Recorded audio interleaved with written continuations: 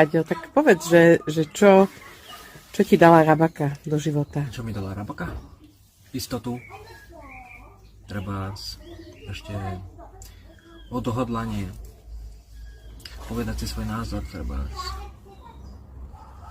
ráno vstať, proste urobiť nejaké veci. Proste nejaký ten režim ma naučila. Našol som si tu veľmi dobrých kamarátov.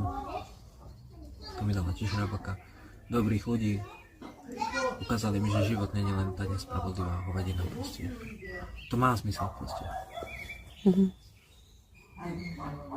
Teraz nám odchádzajú kuliskovi. Bude nám tu bez nich smutno. Ale oni za nami vraj budú chodiť každý víkend. To sa nepovedali. A nevadí. Je niečo, v čom si sa zmenil, ty? Ja? V čom som sa zmenil? Za ten čas, čo si v Rabake, ako keby.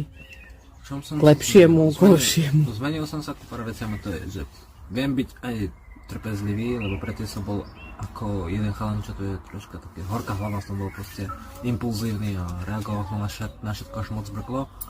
Naučil som sa tolerovať, vážiť si ľudí a zároveň si vážiť aj samého seba. Ja to som chcel povedať, že keď odídete, tak vyvesíme čierne vlajky. Čo? Čierne vlajky vyvesíme.